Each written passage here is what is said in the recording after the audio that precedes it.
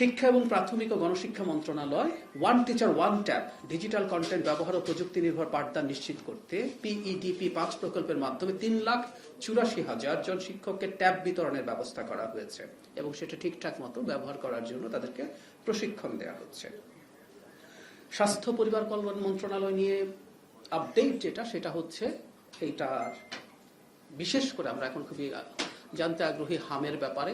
এইটা নিয়ে যখনই কথা বলি তখনই আমাদের মাথায় নিশ্চয় একটা মর্মান্তিক পরিসংখ্যান এসে হাজির হয়। সেটা হচ্ছে এই সংখ্যাটা এখন 400-র মতো হাম এবং হামের মতো উপসর্গে। আমি জনগণের উদ্দেশ্যে একটা জিনিস বলতে চাই, এটা বলার উদ্দেশ্য হচ্ছে নিশ্চিতভাবে হাম শনাক্ত হয়েছে, এই পার্সেন্টেজটা খুব বেশি না, কিন্তু বেশ কিছু সিমটম সেটাকে মিলিয়ে এই সংখ্যাটা বলা হয়। স্টিল আমরা এই সংখ্যাটাকে যদি কম্বাইনলি ধরি, এটা খুবই মর্মান্তিক একটা সংখ্যা।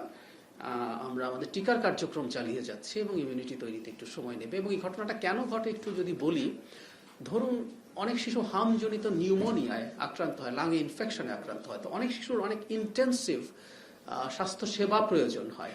আমাদের আসলে ইনফ্রাস্ট্রাকচারে ওই পরিমাণ স্বাস্থ্যসেবা দেওয়ার সক্ষমতা আসলে থাকে না। কোভিডে হয়েছিল, আমাদের দেশেও না, গ্লোবালি হয়েছে, যে একসাথে প্রচুর মানুষের আইসিইউ প্রয়োজন হয়েছে, ভেন্টিলেশন প্রয়োজন হয়েছে।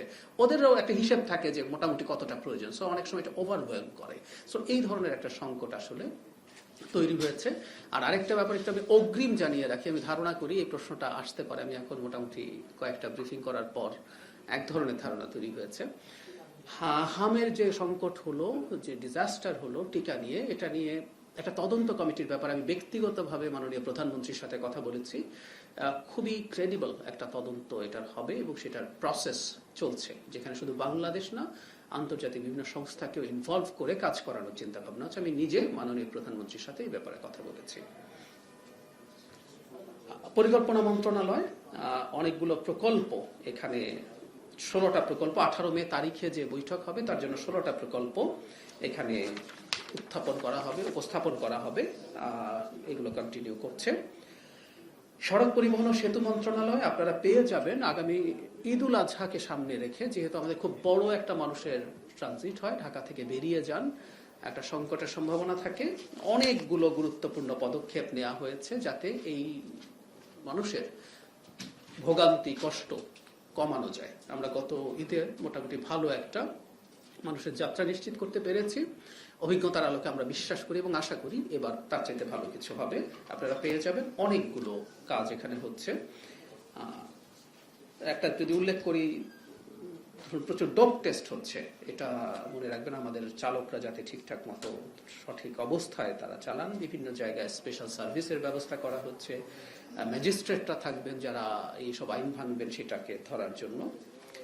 কৃষি মন্ত্রণালয় সিলেট অঞ্চলের হাওরমুক্ত 4টি জেলা, সিলেট, সুনামগঞ্জ, হবিগঞ্জ এবং মৌলভীবাজার, ঢাকা অঞ্চলের কিশোরগঞ্জ জেলা, কুমিল্লা অঞ্চলের ব্রাহ্মণবাড়িয়া জেলা এবং ময়মনসিংহ অঞ্চলের নেত্রকোনা জেলা মিলিয়ে মোট 7টি জেলায় 4,55,153 হেক্টর জমিতে বোরো আবাদ অর্জিত হয়েছে। এ পর্যন্ত 3,74,757 হেক্টর অর্থাৎ 84.81% কর্তন সম্পন্ন হয়েছে। আমরা জানি হঠাৎ করে পানি বেড়ে যাওয়ায় একটা আশঙ্কা তৈরি হয়েছিল হাওরের ফসল নষ্ট হচ্ছে কিনা।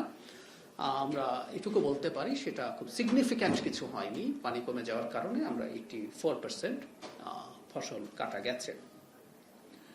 বাণিজ্য মন্ত্রণালয় টিসিবি ট্রাক সেল কার্যক্রম শুরু হয়েছে। প্রতিদিন 720 ট্রাকে বিক্রি হবে পণ্য।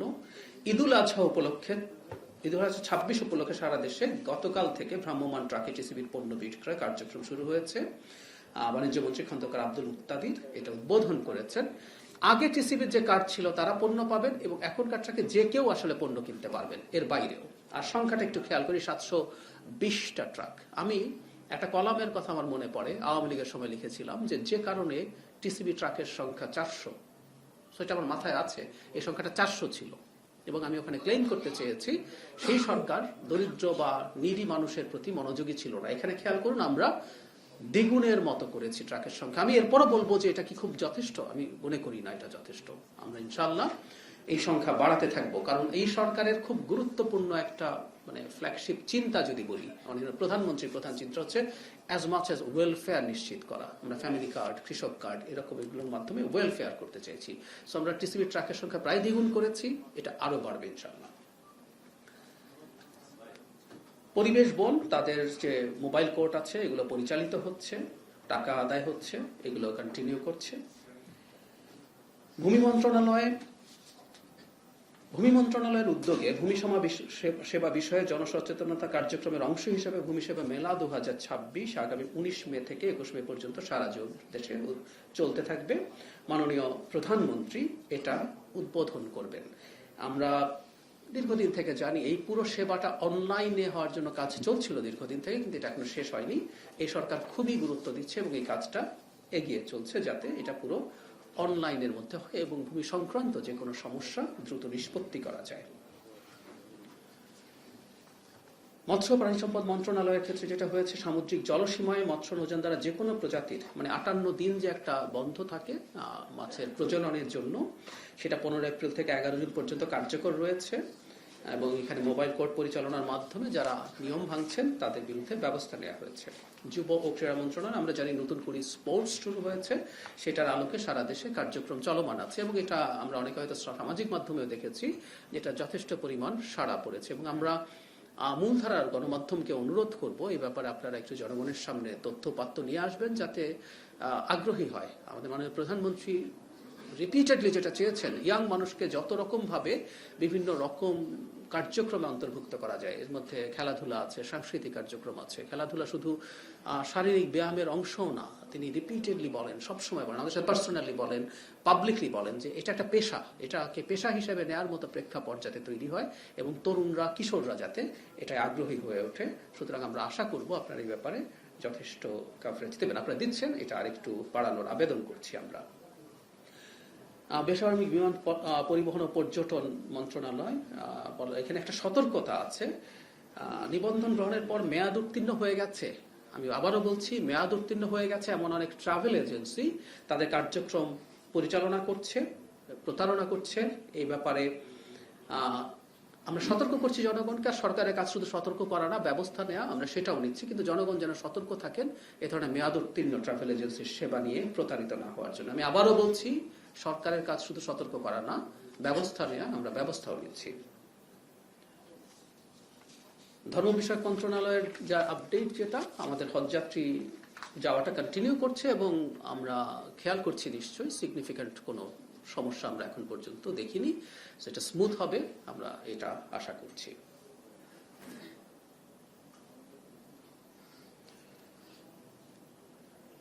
রেলপথ মন্ত্রণালয়, এটাও ইনফ্যাক্ট আমাদের সড়ক মন্ত্রণালয়ের মতোই, সে ঈদের সময় জনগণের যাত্রা নিশ্চিত এবং আরামদায়ক করার জন্য অনেকগুলো ব্যবস্থা নেওয়া হচ্ছে, সেগুলো কন্টিনিউ করবে। এবং একটা কথা একটু মনে রাখা দরকার, এই প্রত্যেকটা মন্ত্রণালয়ে আমাদের 180 দিনের একটা কর্মসূচি আছে। মানে এটি আপনাদেরকে যদি একটু এভাবে জানাই, আমি প্রায় প্রধানমন্ত্রীর সাথে, আমি তো দুটো মন্ত্রণালয়ের পার্ট হিসেবে তার সাথে মিটিংয়ে বসি, এর বাইরেও আমি ওনার পলিসি আর স্ট্র্যাটেজি উপদেষ্টা হিসেবেও অন্য কিছু মন্ত্রণালয়ের সাথে যখন বসি, আমি খেয়াল করেছি যে তিনি খুব সিরিয়াসলি বারবার প্রশ্ন করছেন যে আমাদের এটার কত পার্সেন্ট হলো, কতটুকু হলো। 180 দিনের একটা মোটামুটি অংশ পার হয়েছে, সো উনি খুবই সিরিয়াসলি এটা করছেন এবং গুরুত্বপূর্ণ কিছু মানুষ এটা মনিটরিং এর দায়িত্বেও আছেন। সো প্রত্যেকটা মন্ত্রণালয়ে এটা তার চিন্তার মধ্যে থাকে। খাদ্য মন্ত্রণালয়, আমরা যে বড় সংগ্রহ অভিযান, সেটা 3 মে থেকে শুরু হয়েছে, এটা কন্টিনিউ করছে। আমাদের একটা মোটামুটি বড় পরিমাণ লক্ষ্যমাত্রা নির্ধারণ করা হয়েছে, সেটা আমরা পূর্ণ করব ইনশাআল্লাহ। পার্বত্য চট্টগ্রাম বিষয়ক মন্ত্রণালয়, জাতিসংঘের 20 এপ্রিল থেকে 1 মে 2 সপ্তাহব্যাপী আদিবাসী সংক্রান্ত জাতিসংঘের স্থায়ী ফোরামের 25তম অধিবেশনে পার্বত্য চট্টগ্রাম বিষয়ক সচিব অংশগ্রহণ করেছেন। সেখানে আমরা পার্বত্য চুক্তি বাস্তবায়ন এবং ক্ষুদ্র জাতিসত্তা, নৃগোষ্ঠীয় সম্প্রদায়ের উন্নয়ন ও তাদের জন্য যে অনন্য বৈশিষ্ট্যপূর্ণ সংস্কৃতি, ঐতিহ্য সংরক্ষণ এবং বিকাশে সরকারের গৃহীত কার্যক্রমে বিস্তারিত তুলে ধরা হয়েছে। প্রবাসী কল্যাণ মন্ত্রণালয়, এখানে মধ্যপ্রাচ্যে যেসব বাংলাদেশি নিহত হয়েছেন, এটা 8 জন, এর মধ্যে 6 জনের মরদেহ দেশে ফিরিয়ে আনা হয়েছে। নিহতদের পরিবারকে ওয়েজার্নার্স কল্যাণ বোর্ডের পক্ষ থেকে দাফন কার্যের জন্য 35,000 টাকা, নগদ 50,000 তাৎক্ষণিকভাবে প্রদান করা হয়েছে। এছাড়া আর্থিক সহায়তা হিসাবে 3 লাখ টাকা এবং বিমা 10 লাখ টাকা প্রদান করা হয়েছে। আমরা প্রায় বলি, আগেও বলতাম, এখনো বলি, আমরা আসলে মূলত 3টা বিষয়ের উপরে এই দেশের অর্থনীতি খুব শক্তভাবে দাঁড়িয়ে আছে। এর মধ্যে যারা প্রবাসী আছেন তাদেরটা শুধু রাষ্ট্রের পক্ষে কাজ না, তারা ফরেন কারেন্সি আর্ন করেন এবং তাদের পাঠানোর টাকায় দেশের অভ্যন্তরীণ অর্থনীতি অত্যন্ত বিকশিত হয়। সো তাদের প্রতি আমাদের গভীর সম্মান এবং শ্রদ্ধা আছে, থাকবে। তাদের সবকিছু, যারা শুধু দুনিয়া থেকে চলে গেছেন তারা না, যারা কাজ করছেন নানা রকম সংকটে আছেন, তাদের এইসব ক্ষেত্রে সরকার নিশ্চয়ই পাশে থাকবে। নৌপরিবহন মন্ত্রণালয়, এখানকার একটা খবর যেটা হয়তো অনেকের ভালো লাগবে না, কিন্তু কিছু করার নেই। সেটা হচ্ছে, যেহেতু জ্বালানির দাম বাড়ানো হয়েছে, নৌপরিবহন মন্ত্রণালয় খুব বেশি না, খানিকটা ভাড়া অ্যাডজাস্ট করা হয়েছে। আমাদের সড়কে যেমন হয়েছে সেখানেও সেটা হয়েছে, এবং এখানেও ঈদের যাত্রাকে সামনে রেখে অনেকগুলো পদক্ষেপ নেওয়া হয়েছে। দুর্যোগ ব্যবস্থাপনা ও ত্রাণ মন্ত্রণালয়, প্রধানমন্ত্রী জনাব তারেক রহমান আগামী 17 মে গাজীপুরে জাতীয় দুর্যোগ ব্যবস্থাপনা গবেষণা ও প্রশিক্ষণ ইনস্টিটিউটের ভিত্তিপ্রস্তর স্থাপন করবেন। দুর্যোগ ব্যবস্থাপনা ও প্রশিক্ষণের মাধ্যমে দুর্যোগের ঝুঁকি হ্রাসে জনবল তৈরি, জলবায়ু পরিবর্তনের প্রভাবে বিভিন্ন ধরনের দুর্যোগের উপরে গবেষণা, দুর্যোগ ব্যবস্থাপনার সক্ষমতা বৃদ্ধি সহ জনগণের দুর্যোগ লাঘব করার আনুষঙ্গিক কার্যক্রমের জন্য এই ইনস্টিটিউট করা হবে। আপনারা নিশ্চয়ই জানেন, বাংলাদেশ আবহমান কাল থেকে আমরা ঘূর্ণিঝড় ধরনের প্রাকৃতিক দুর্যোগের শিকার ছিলাম। ভূমিকম্প নিয়ে এক ধরনের সংকট আশঙ্কা আমাদের আছে, এবং যেটা হতেই থাকবে সেটা হচ্ছে জলবায়ু পরিবর্তন। এটার জড়িত যে সংকট আছে, আমাদের জন্য এটা খুবই জরুরি, নিশ্চয়ই বুঝতে পারছেন। স্বরাষ্ট্র মন্ত্রণালয়, তার যে রেগুলার কাজ সেটা হচ্ছে সন্ত্রাস দমন, অপরাধীদেরকে আটক, মাদকদ্রব্য নিয়ন্ত্রণ, এই কার্যক্রমগুলো চলতে থাকছে, কন্টিনিউ করবে। এই হচ্ছে মোটামুটি আপডেট। এর মধ্যে অনেক ডিটেইলিং আছে যেটা আপনারা পেয়ে যাবেন, এবং আমি আপনাদের কাছে অ্যাপিল করি, সেটা হচ্ছে সরকারের কিছু কাজ একটু আপনারা যদি জনগণের সামনে তুলে ধরেন, যেগুলো বিশেষ করে যাওয়া দরকার বলে মনে হয় আপনাদের এডিটোরিয়াল জায়গা থেকে, ডু ইট। আর এখন আপনাদের যদি কোনো প্রশ্ন থাকে আমরা প্রশ্ন নেব। আমি আসছি, ওনার থেকে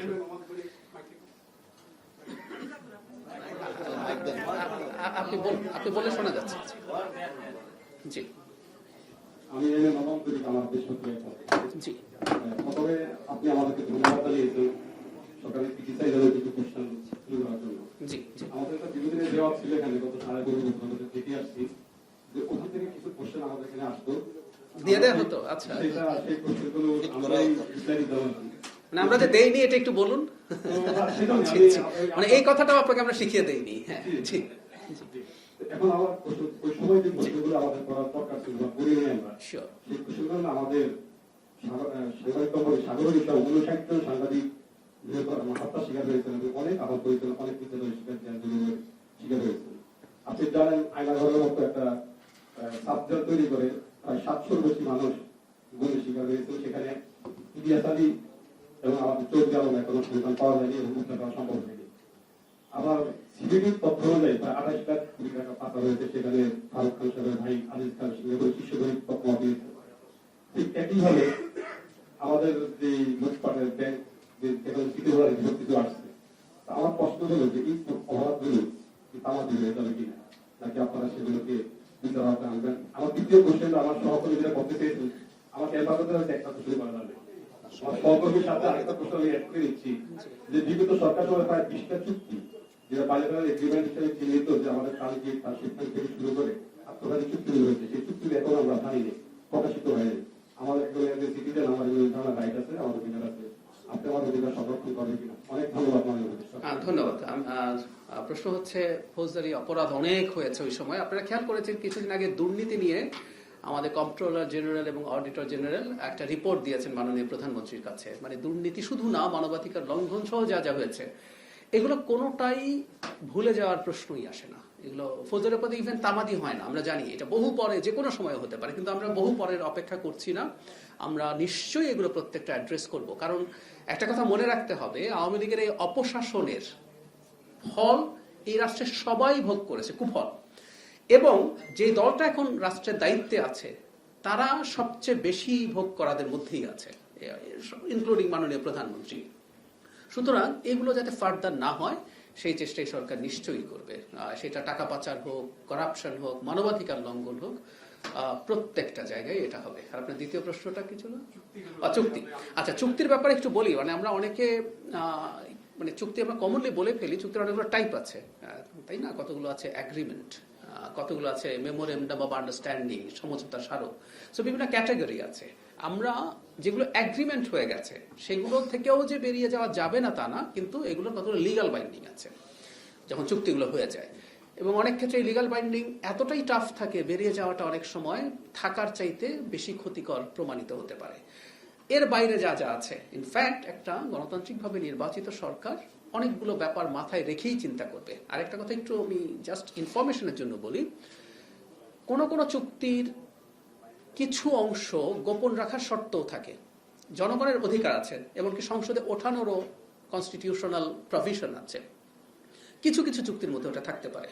আমি আপনাকে এটুকু বলতে পারি, আমাদের জনগণের জন্য ক্ষতিকর কোনো চুক্তি আগে যেগুলো হয়ে গেছে প্রত্যেকটার ইভ্যালুয়েশন সরকার করবে। চুক্তি বলতে আমি কমনলি বলছি, এর মধ্যে কিন্তু আবারও সমঝোতা স্মারক থাকতে পারে, যেগুলো থেকে বেরিয়ে আসা হয়তো তুলনামূলকভাবে সহজ হবে, কিন্তু চুক্তি থেকে এটা এতটা সহজ নয়, কিন্তু আমরা ইভ্যালুয়েট নিশ্চয়ই করবো। আচ্ছা আচ্ছা, যে উনি করলো তারপর আমি করছি। জি জি।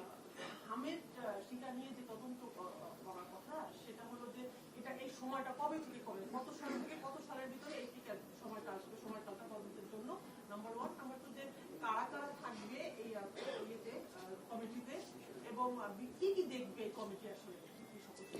আচ্ছা, হামের যে তদন্ত কমিটিটার কথা হয়েছে, আমি আপনার প্রশ্নটা আবার যদি বলি যে এটা কারা কারা থাকবে, এটা কোন সময়টা ট্রেস করবে। আসলে একটা তদন্ত, যখন তদন্তের প্রধান উদ্দেশ্য কি হবে, সেটা হচ্ছে আমরা একটা প্রিভেন্টেবল ডিজিজে শিশু মৃত্যু ঘটলো, একটা মৃত্যু, আমি আগেও একদিন বলেছি, since I M a doctor, একটা হামের মৃত্যু আসলে গ্রহণযোগ্য না, কারণ আছে আমরা প্রিভেন্ট করতে পারি, এবং আমরা ওই জায়গায় চলে গিয়েছিলাম। সেখানে এই সংখ্যাটা এখন 400-র মতো। তদন্ত কমিটি আসলে দেখবে এই কি কারণে এটা ল্যাক করলো, এবং এই টিকা যে দেয়া হলো, এটা ব্যাক ক্যালকুলেশন করলে আপনি পাবেন কবে থেকে এই অবহেলা শুরু হলো, যাতে আমাদের ওই যে 95% একটা কাভারেজ প্রয়োজন হয় হার্ড ইমিউনিটির জন্য, সেটা সমস্যা হলো। সেটা আওয়ামী লীগের যদি সময় থাকে, সেটা ইন্টারিমের সময় তো কিছু তথ্য আমাদের সামনে আসলে আছে। আমরা ইউনিসেফের প্রতিনিধিকে পাবলিকলি ইন্টারভিউ দিয়ে বলতে শুনেছি যে তারা সরকারকে কিন্তু অ্যালার্মিং দিয়েছিলেন যে তারা যেভাবে প্রকিওর করতে চাচ্ছেন এটা সংকট তৈরি করতে পারছে। এগুলো তাদের জায়গা, কিন্তু তার কথাই যে শতভাগ সঠিক তা না। তদন্ত কমিটি সবই যাচাই বাছাই করে দেখবে। এবং আমি আবারও বলছি, এটা আমার সাথে পার্সোনালি কথা হয়েছে, তারপর আমি এই কথাটা আপনাদেরকে একটু জানাই। মাননীয় প্রধানমন্ত্রীর সাথে আমাদের এভাবে আলাপ হয়েছে যে আমাদের রাষ্ট্রীয় ব্যক্তি প্রতিষ্ঠান এবং আন্তর্জাতিক ব্যক্তি প্রতিষ্ঠান যারা টিকা বা এসব নিয়ে, স্বাস্থ্য নিয়ে কাজ করেন, তাদেরকে সমন্বয় করে হবে কমিটিটা যখন তৈরি হবে, কারা কারা সদস্য, আমরা নিশ্চয়ই জনগণকে সেটা জানাবো, এবং আমরা আশা করি সেটার কাজ খুব দ্রুতই শুরু হবে। সময়কালটা আসলে আমরা এখন ঠিক করিনি, কিন্তু তদন্ত কমিটি তৈরি করার প্রক্রিয়া চলছে। আমি আমার জায়গা থেকে ব্যক্তিগতভাবে চেষ্টা করব এটা যত দ্রুত করা যায়। এই মুহূর্তে আসলে হামের ম্যানেজমেন্ট নিয়ে অনেক বেশি মন্ত্রণালয় ব্যস্ত আছে, কিন্তু এই তদন্ত কমিটিটা আমি অন্তত ব্যক্তিগতভাবে সেই চেষ্টা করছি। আচ্ছা, আপনি পরে আপা বলছিলেন, আমি ওনার কাছে পর আপনার কাছে বলছি। আচ্ছা, তাহলে হাম থেকে। আচ্ছা আচ্ছা, জি। সবচেয়ে সহজ হচ্ছে পলিটিক্যালি কাউকে মানে হ্যাঁ এই কারণে হয়নি, গত গভর্নমেন্ট যেটা করে নাই। আমরা কি তদন্ত কমিটি নিরপেক্ষ তদন্ত রিপোর্ট পাবো কিনা? আগে গভর্নমেন্ট চলে গেছে, তার আগেও গভর্নমেন্ট ছিল, তার হিসাবে আগে তাকে অভিযুক্ত করে এরকম কিছু। আমি একটা জিনিস অন্তত বলতে পারি, ধরুন এবারকার তদন্ত কমিটিতে যদি কাউকে দায়ী পাওয়া যায়, আমি তদন্তের আগে বলে ফেলছি না পাওয়া যাবেই, তো সেটা তো আসলে আগের কেউই হবে। এখন আপনি কি বলবেন তাহলে যে আমরা আগের কারোর উপর দায় চাপিয়ে দিচ্ছি? কারণ আমরা দায়িত্বে এসেছি যতদিন, তার মধ্যে আসলে আমাদের এই টিকা সংক্রান্ত কাজে আমাদের কোনো ইনভলভমেন্ট ছিল না। তবে আমি আপনাকে এটুকু কনফার্ম করতে চাই, আমি প্রায়ই কথাটা বলি, ইভেন ধরুন আগামী বছর বা তারপরের বছর আবার আউটব্রেক যদি হয়, তখন তো আমরা এই কথাটা বলতে পারবো না। আমি মনে করি এরকম কোনো আউটব্রেক ইনশাল্লাহ হবে না, কারণ আমরা সিরিয়াস থাকি। কিন্তু যদি হয় এটা বা অন্য কোনো জায়গায় কোনো সমস্যা, সেই দায় সরকার নেবে যদি সরকারের গাফিলতি থাকে।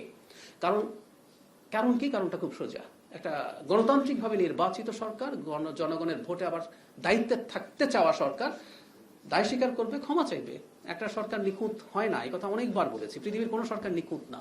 সো আমাদের ভুল হতে পারে, সেটা আমরা স্বীকার করব, সেটা এবং আমরা ঠিক করার চেষ্টা করব। সুতরাং কোনো দায় সারা কিছু করে কারো উপর দায় চাপিয়ে দেয়া এরকম কিছু না। আপনাদের মনে থাকার কথা, হয়তো গত ব্রিফিং এ আমি একটা কথা বলেছিলাম, এটাকে অনেকে মিসইন্টারপ্রিট করেছেন। আমি বলেছিলাম অন্তর্বর্তী সরকার শিশুদেরকে মেরে ফেলতে হবে এমন কোনো ইন্টেনশন তাদের ছিল না। তাদের গাফিলতি আছে, এটার কারণে শিশু মৃত্যু হয়েছে এবং এগুলো অনেকগুলো ফৌজদারি অপরাধের পর্যায়ে চলে যাবে, কিন্তু ওনারা ইন্টেনশনালি এটা করেছেন এরকম কিছু না। কিন্তু আমরা ওই জায়গাটাই খুঁজে বের করতে চাই দুটো কারণে। একটা হচ্ছে যদি শাস্তির রেকমেন্ডেশন আসে, আমি আবারও বলছি এগুলো ডিপেন্ড করবে, প্লিজ আপনারা ফটো কার্ড বানানোর সময় একটু খেয়াল করবেন। হ্যাঁ, এই জন্য আমি বারবার রিপিট করেই যাই, এটা এক ধরনের ফটো কার্ড ভীতি। এবং আমি বলেছি একটা গণতান্ত্রিক সরকার মিডিয়াকে ভয় পায়, আর উল্টো হয় স্বৈরাচারী সরকারের সময়।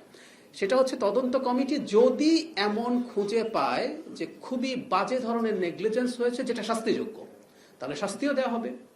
আর যদি এরকম খুঁজে পায় যে না এই ঘটনা ঘটেছে, সেটা শাস্তি কি হতে পারে, পাশাপাশি রেকমেন্ডেশন থাকবে যাতে আমরা ফার্দার এটা প্রিভেন্ট করতে পারি। সো আমাদের তদন্তের এই দুইটা উদ্দেশ্যকে মাথায় রেখে আমরা তদন্ত করব। মাননীয় উপদেষ্টা, আমি জি।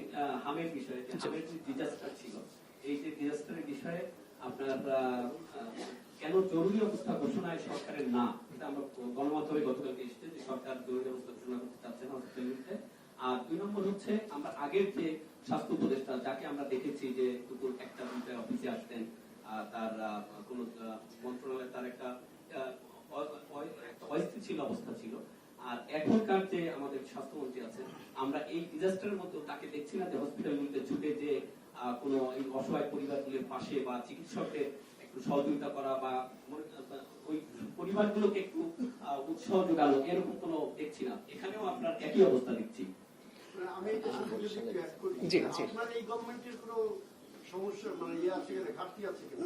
মানে আপনি একজন ডাক্তার, আপনি কি মনে করেন যে এই 3 মাসেও আমরা এটা রিকভার করতে পারতাম না? আমি দেইনি টিকা, আমার দোষ দিচ্ছেন, আমি অন্যায়, আমাকে শাস্তি দিবেন।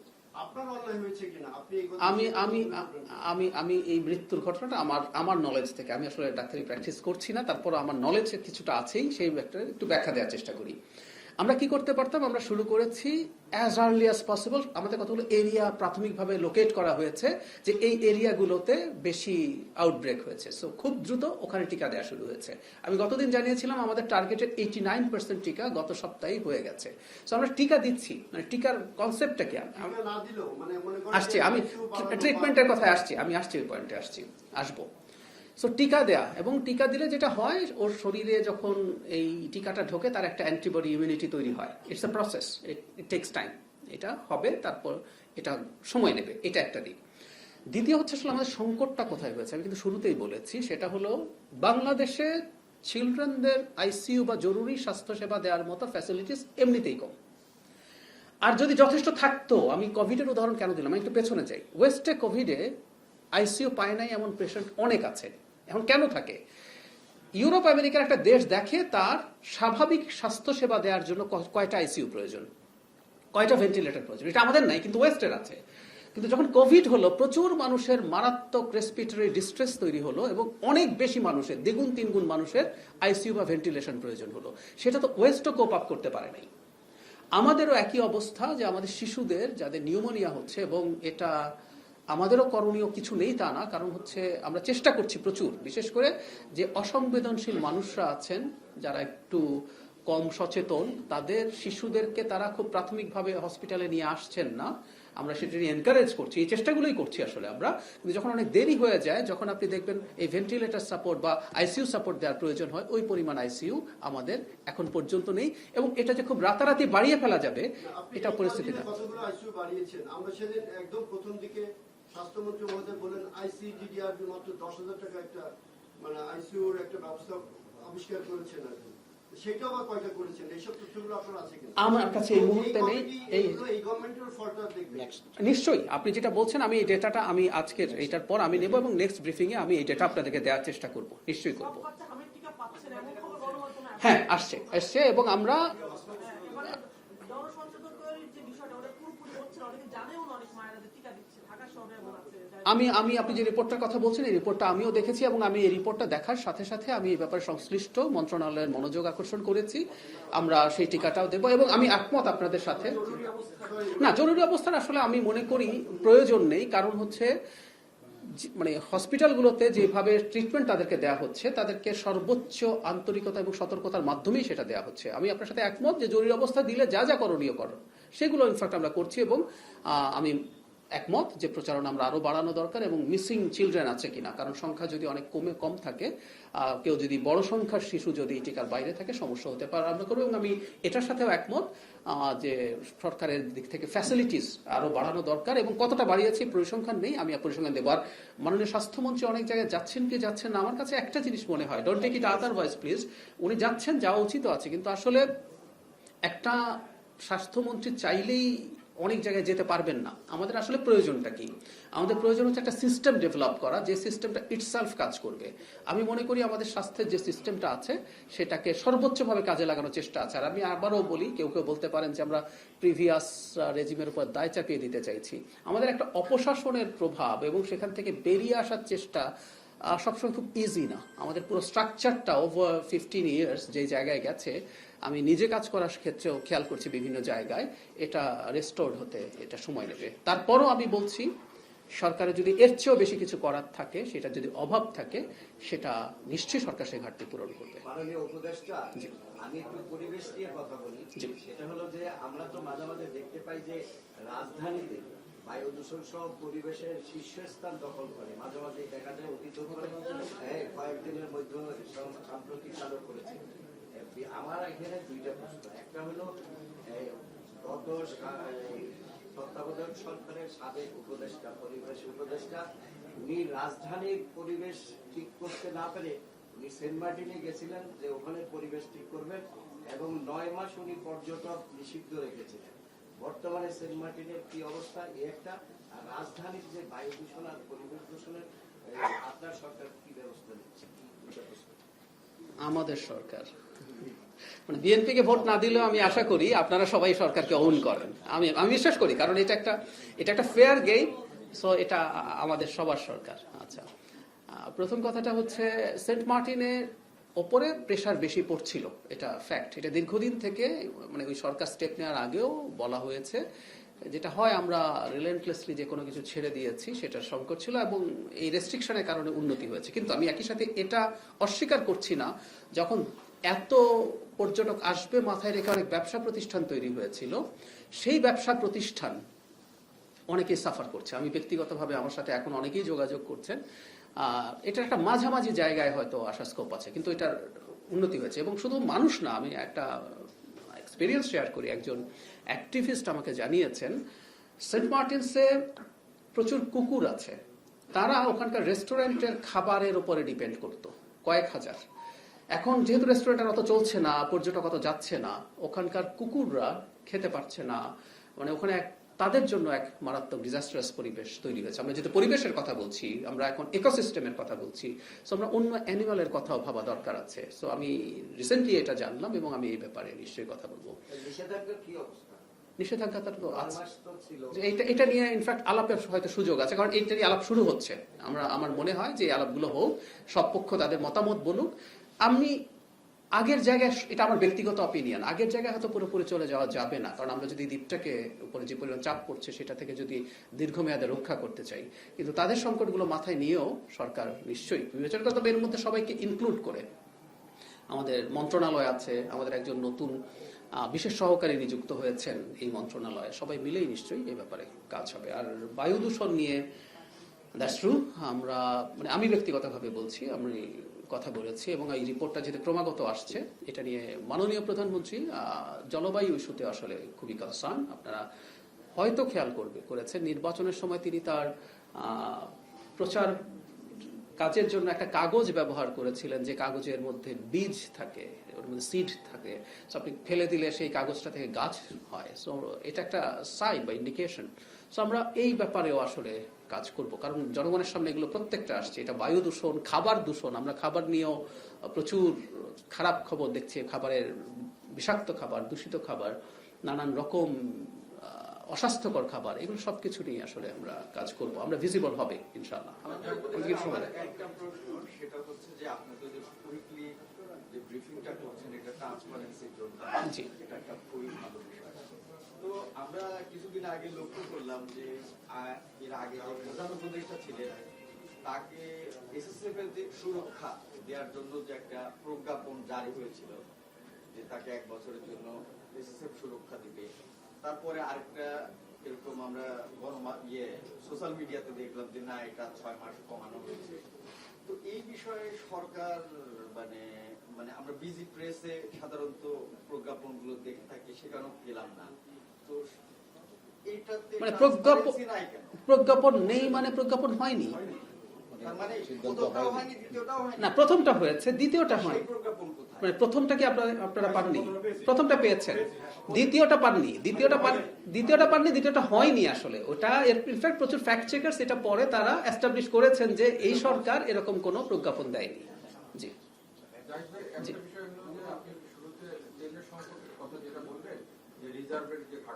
আমরা দেখলাম যে বিবিসির একটা রিপোর্টও আসছে, বাংলাদেশের রিজার্ভের একটা বড় রিজার্ভ মহেশখালীতে তৈরি করা হয়েছিল, কিন্তু অন্তর্বর্তী সরকার সেটা কখনো ব্যবহারই করেনি। সেক্ষেত্রে এই সরকার এই রিজার্ভারটাকে ব্যবহার করবে কিনা? এটা ব্যবহার করবে এর বাইরে আরো। কারণ আমি একটা জিনিস নিশ্চয় আমরা এবার সবাই বুঝতে পারছি, পৃথিবী খুব সম্ভবত লম্বা সময়ের জন্য একটা আনস্টেবল সিচুয়েশনে চলে যেতে পারে। আমরা ধরে নিলাম এবার এক ধরনের চুক্তি ইরান আমেরিকার মধ্যে হলো, বাট স্টিল এটা ভোলাটাইল। 1 বছর আগে তো 12 দিনের যুদ্ধ হয়েছিল, মনে হয়েছিল যে আর হবে না, কিন্তু হলো। সো আমাদের সতর্ক থাকতে হবে ওটা, এবং আমরা আরো বেশি পরিমাণ রিজার্ভ রাখার জন্য। কবে উদ্বোধন করবেন মহেশখালীটা? আপনার আমার সরকার মানে রিজার্ভারের জন্য কবে থেকে চালু করবে, বা বাকি নতুনগুলোর কাজ আপনারা যদি শুরু করার কথা যেটা বলতেছেন সেটা কবে, কোথায়, কি নীতিগতভাবে সিদ্ধান্ত হয়েছে এগুলো, আর ওটাও হয়েছে। ওটার উদ্বোধনটা কবে হবে, সেটা উদ্বোধনের উপযোগী করতে কত সময় লাগে, বাকিগুলো কবে নাগাদ হবে, এগুলো নীতিগত সিদ্ধান্ত হয়েছে। আমরা খোঁজ নিয়ে নেক্সট ব্রিফিং এ এটা জানাবো যে এটা কবে নাগাদ হতে পারে।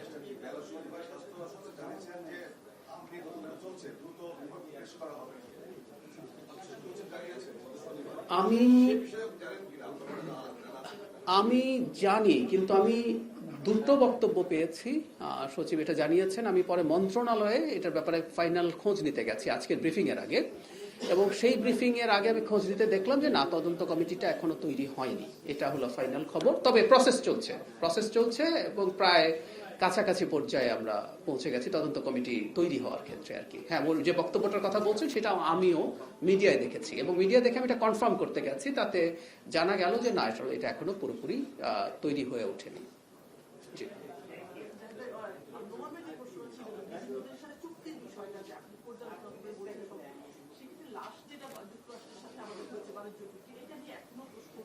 জি,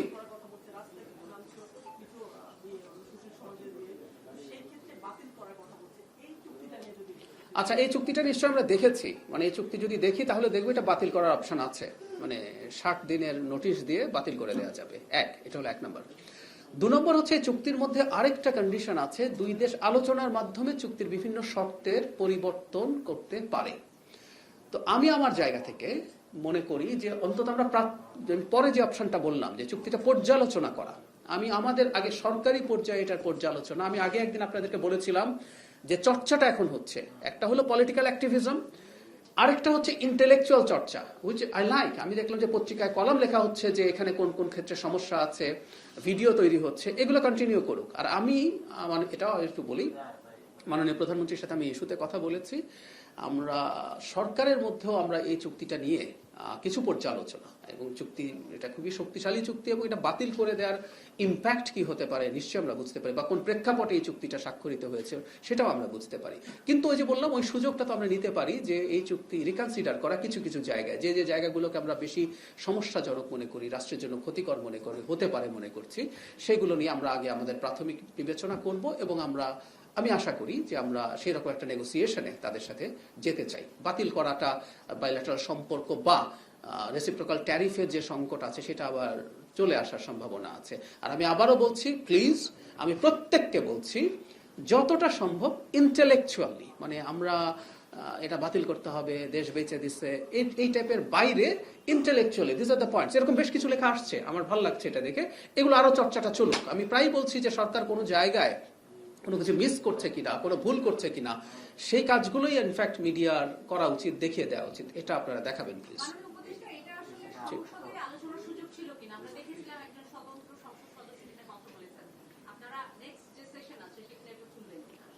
চুক্তিটা যতটুকু প্রকাশিত হয়ে গেছে, এটা ইনফ্যাক্ট পাবলিশড আমেরিকান পক্ষ থেকে হয়েছে, আপনারা এটা চাইলেই কালেক্ট করতে পারেন। সো এই সুযোগ নেই তা না, এই সুযোগ আছে। ইনফ্যাক্ট একজন স্বতন্ত্র সদস্যই এটা নিয়ে তুলেছেন। যেহেতু মানে আমাদের এক ধরনের একটা অপশনও আমাদের কনস্টিটিউশনে আছে, মানে খুব গোপন ধরনের চুক্তি যদি না হয়, একটা রাষ্ট্র মাঝে মাঝে খুবই কনসিল্ড কিছু চুক্তি করতে পারে, মানে ওটা একটা অংশ হবে না। সো এই সুযোগ নেই তা না, এই সুযোগ হতে পারে।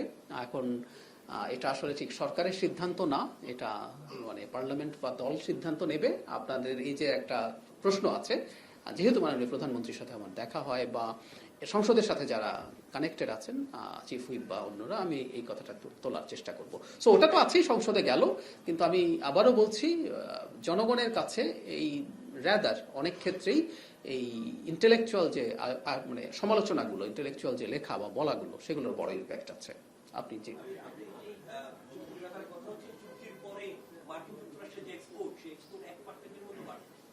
আর ইউরোপে আমাদের যেখানে সবচেয়ে বেশি মাল 49% যায়, সেখানে 4% মতো তুলছে, এবং ওইখান থেকে তুলা এনে কারণ ব্যবসায়ীদের সাথে সম্বন্ধ জি জি জি।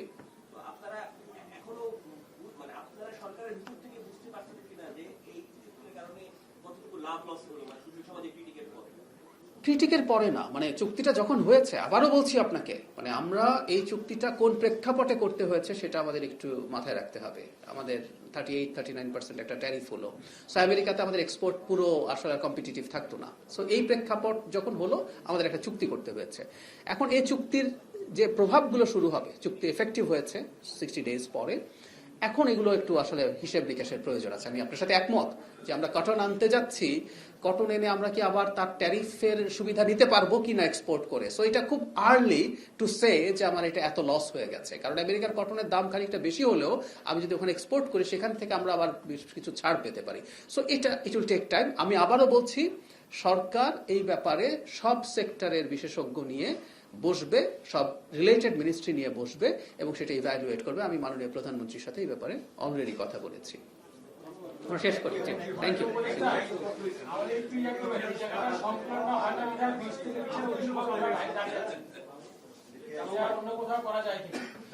আচ্ছা আচ্ছা, মানে এখানে নাকি অ্যাকোমোডেশন হচ্ছে না। আচ্ছা ঠিক আছে, আমরা আমরা এই ব্যাপারটা আরেকটা বড় রুম আছে ওই যে সেটা কিন্তু অনেক বড়। ওকে, আমি এটা মাথায় রাখবো। জি, থ্যাংক ইউ।